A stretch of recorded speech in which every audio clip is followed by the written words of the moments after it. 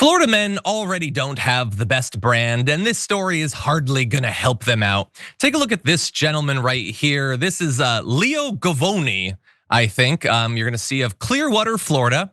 So a quarter of a century ago, he started a nonprofit to help people with special needs, which sounds good, but unfortunately, he was the person he wanted to help, and his special needs were his needs to live like a billionaire because he stole an epic amount of money from that charity. He stole Donald Trump levels of money from the charity. He is now accused, him and his accountant and potentially others, of using it as his personal piggy bank.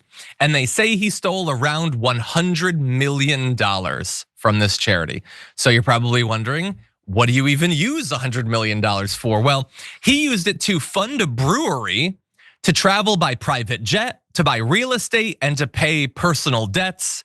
That last one makes sense. If you've stolen $100 million, you really don't have any excuse to be in debt at all.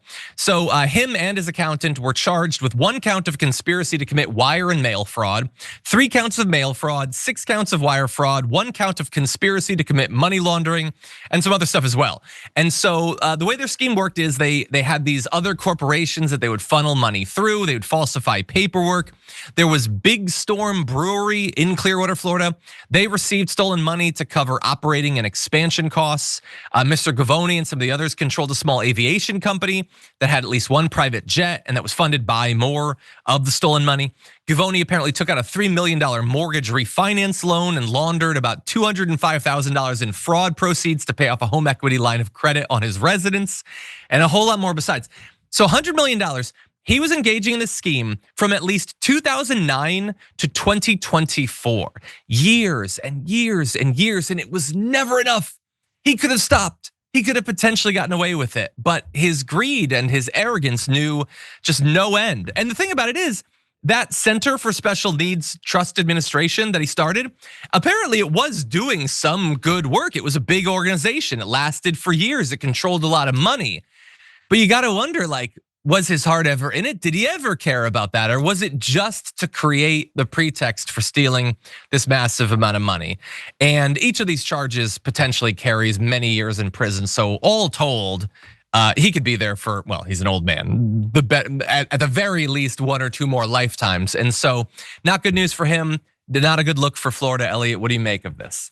John, I don't know if you know this. I was born and raised in Florida. I am a Florida man. I escaped barely, and yeah, I went to the University of Florida. I had a class where they taught us how to wrangle alligators and crocodiles. Just I think it was like a requirement for a zoology degree. But it is an insane place, and the stories are true. And something like this, I don't know. I guess I should be upset, but something, I think it's that Florida DNA. I'm almost kind of proud of them. I'm like, it is horrible, but it's so cartoonishly horrible that I can't help but be like, maybe I should kind of take a trip back to Florida real quick. And also, can we talk about how I would do, like most of us in Florida would probably do the exact same thing if we stumbled on $100 million. You're gonna want a brewery, and you're gonna want to take care of the debt you've accumulated. And what was the other one? A private jet. I mean, he's doing Monopoly Man, like you said, Trump stuff with it. And so, yeah, I mean, it's horrible. I hope he goes to prison. Also, it being special needs is so gross, man. Like so if you have a charity and it's already doing good, like actually having a positive effect on the community and on the people it's trying to help, what goes on where you go, actually, you're doing too much good. I'm going to take a little off the top here, and I'm going to keep doing it for 15 years or something. That's what is that out of his mind? I mean, it's a true Florida man story, and I do mildly love it.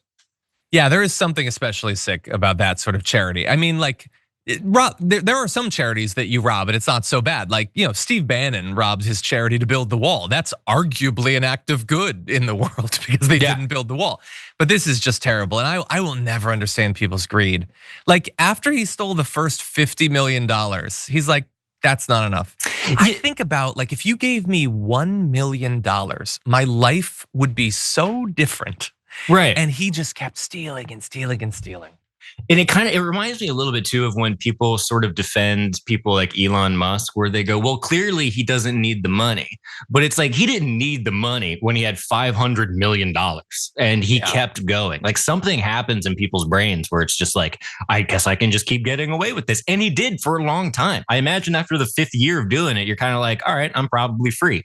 So apparently not.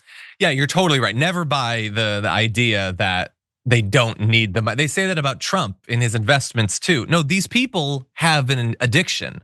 They desperately need the next $1 billion. They need the next $1 billion more than you need your first $1 billion. Exactly. In any event, that's the story. The main reason I wanted to cover this is so that you know who this gentleman is when he receives his presidential pardon. Anyway, I'm like 30% joking.